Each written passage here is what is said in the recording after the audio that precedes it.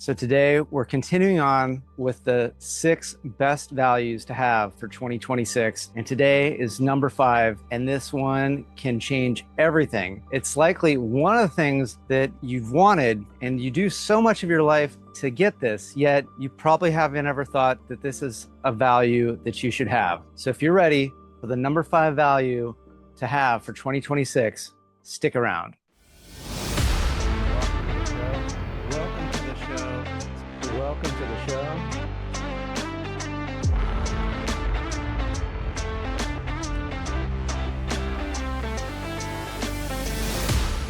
What is number 5 out of the 6 best values to have for 2026? It's something we all want, yet so few of us actually state that this is something that I value. And again, this is number 5. We've already number 6, which was integrity. And this is something that once you say that this is something I value, it starts to put a whole lot of things in perspective. And so I'm coming to you today filming on location in Colombia. Actually, I'm 50 miles on an island outside of Cartagena, Colombia, which is on the sort of the northern, I think mostly northern, on the Caribbean coast of Colombia. And so I'm on an island out in the Caribbean, and just so important to get this to you that I'm recording it in this beautiful, luscious paradise where this morning during breakfast, there was something that looked like a tiny eagle was just fluttering its wings and trying to get some food. And it's just magical and beautiful. And once you decide to value this value,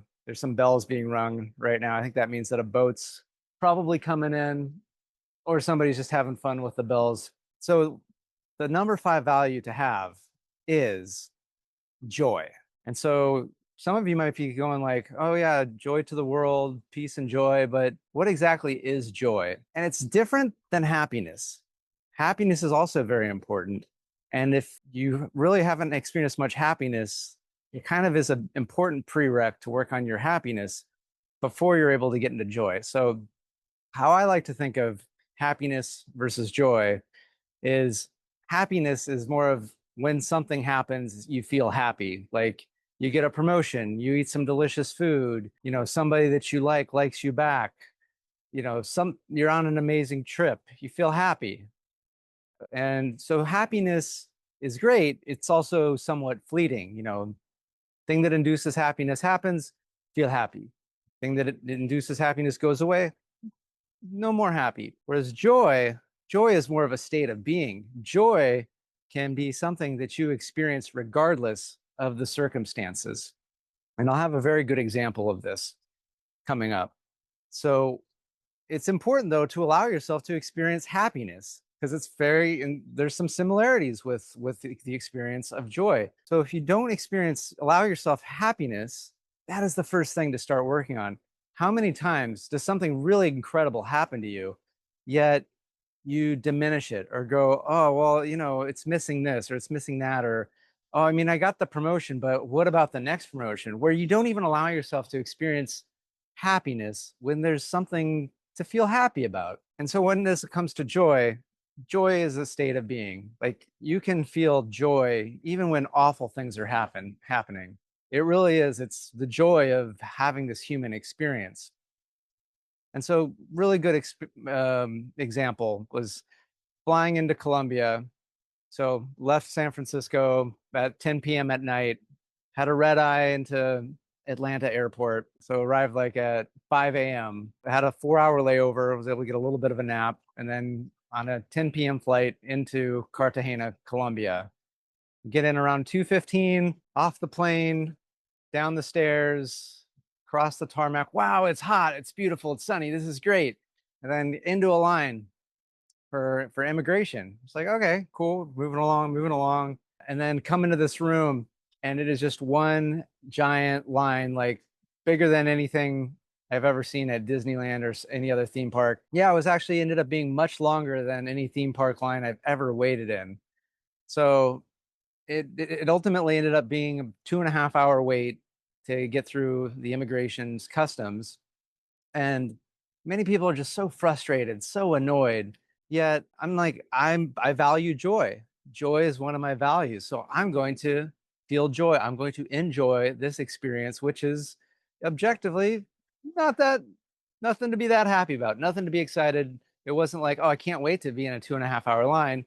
Yet I don't have to be upset or frustrated or mad or sad or grumpy. I can be enjoying the experience. Like, for one thing, there was a bathroom that you could use. A lot of places I've been, they really don't let it make it easy for you to go to the bathroom during these immigration line experiences. And then the other thing was with a group of people. And it started to be interesting just to see, like, well, who's from where, what's going on. And one of the really coolest things that ended up coming out of it was the next day, signed up to do a street food tour. So it's going to go around and have food at various street vendors. But when we get there, these two women go, "You were in the line yesterday, weren't you?" And it's like, "Yeah." "And where are you from?"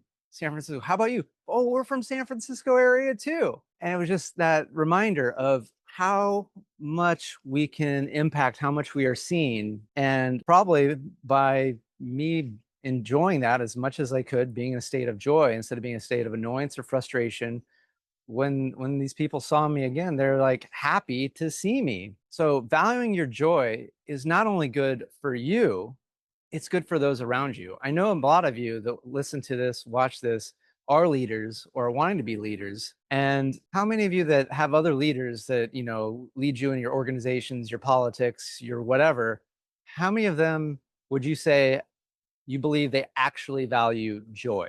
Actually value joy. Many of you might have like a spiritual person that maybe you look to, like, oh, you're the Dalai Lama or someone like that, that you pop in on it every now and then a little bit. But somebody that's a leader, that's influential in your life every day, whether you want them to be or not, would you say this is a person who values joy? And how do you feel the world is because of that? So what if what if more leaders valued joy? What would you be putting out there? What would that be like? What kind of world are those leaders creating? And you can be that leader. You are that leader. Even if you don't talk to anybody, even if you never see them ever again, by you being in a state of joy, you show them that that is something that matters, is possible, and is worthwhile.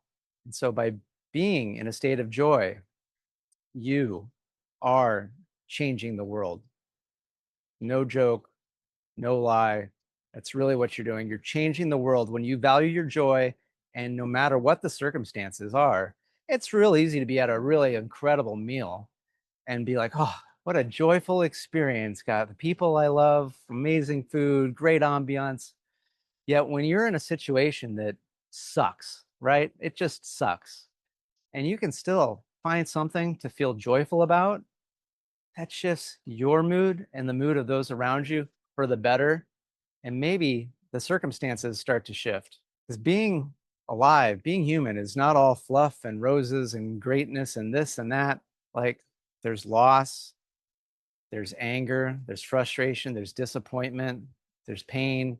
Yet, as the Buddha often said, pain is inevitable. It's the suffering that's optional. And really, what that's pointing to is that you can always have the option of being in a state of joy and valuing joy. And when you value joy, it starts to put a lot of things into perspective. Like, if somebody does something that you don't like, am I going to be in a state of, can I be in a state of joy if I'm going to yell at them? Or if I'm going to think badly about them? Doesn't mean that you're going to put up with it or stay in the situation, but how you deal with it, how you go about it will be completely different. And you can honor and respect that person, allow them to be, while taking care of yourself, having boundaries, finding a joyful way to communicate it or shift your circumstances. And so that's why number 5 for 2026 is the value of joy. And we've done podcasts about where, loss, how you can find the gifts. And so even, when you lose something or someone, you can find joy in that, because it's like, I I enjoyed this. I had such good experiences with this person, this place, this thing, whatever it was. And recognizing that it's allowing a shift to happen that can bring something new, something fresh, something different. And you can be in a state of joy. Now, again, you're not going to be happy, right? You're going to be sad, you're going to be frustrated, you're going to be angry, right? But there can be this sense of, I'm enjoying having the experience that I'm having, not letting it knock you off course and to succumb to be at the mercy of the situation, but to really be the master of your own internal state And when you're the master of your internal state, it starts to reflect in your outer state. It's not the other way around where, oh, when I'm in paradise, then I can feel like I'm at peace and I'm in paradise. Because trust me, I'm here in paradise, and there's still things that I could get annoyed at. I'll share a couple, that in the past I would have gotten annoyed with. Like, there's somebody hammering, fixing something. That could be annoying. The meal times, it's kind of like being at a summer camp here where there's 3 set meal times. Breakfast 7:30 to 10, fine. Lunch, gotta wait till 1:30. 1:30 to 3 is lunch. And then dinner, not till 7:30, 7:30 to 9. And to me, that's later than I usually like to eat. Yet, hey, do I want to get upset, frustrated, annoyed? No. I want to be in a state of joy, curiosity, and be like, well, maybe there's something for me to learn about myself and this place, this island, by having meal times at different times than I'm used to. So I'm curious, what are your thoughts? How could you value joy? Because these values, again, it's not about just saying you value joy. It's about making choices every day, every hour, every moment that align with your values. Because you might say, oh, I value joy, I value integrity. Yet if I was to look at your life and watch you and see what you do, I will know within an hour, one day tops, maybe even within 5 minutes for many of you, do you actually value what you say you value? Because it shows up in how you live your life, how you feel, how you look, how you treat people, and what your circumstances end up being. Because for the most part, I find everywhere I go, people are incredibly reasonable. Are there differences? Sure, but people are very reasonable. Very rarely do I come across somebody who's just very, very obstinate, that's an asshole. It happens occasionally. And usually I look at, well, what was my part in that?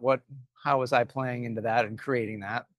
And so with that in mind, it can be a lot easier to find the joy in interactions with people. And if you're not finding that, then again, it's you look inside and see what are you valuing. Because if you're valuing being right, being in control, then you're often probably behaving like an asshole.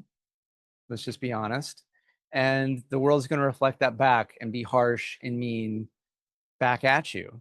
So the world is neither for you or against you. It's just reflecting what you're putting out. And if you're putting out joy, it's going to return more opportunities to experience joy over and over and over again. But if you're choosing to avoid joy, it's also going to bring plenty of opportunities for you to have harsh, painful, challenging experiences.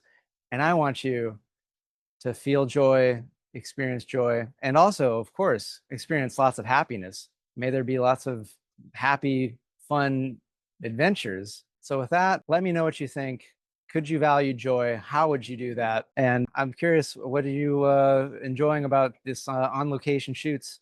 If you're not watching this on YouTube, definitely go check it out. Justin Wenck, Ph.D. on YouTube, so you can see the video of this beautiful background. Make sure you are subscribed because we're going to be continuing. We've got 4 more values that are the best values to have for 2026. So we just finished up joy, previously did integrity. So make sure you're subscribed so you don't miss, because if you value these 6 values, it's going to completely change your life. So with that, thank you so much and good day. Thanks for tuning in to Engineering Emotions and Energy with Justin Wenck, Ph.D. Today's episode resonated with you? Please subscribe and leave a 5-star review. Your feedback not only supports the show, but also helps others find us and start their journey of emotional and energetic mastery. You can also help by sharing this podcast with someone you think will love it just as much as you do. Together, we're engineering more amazing lives.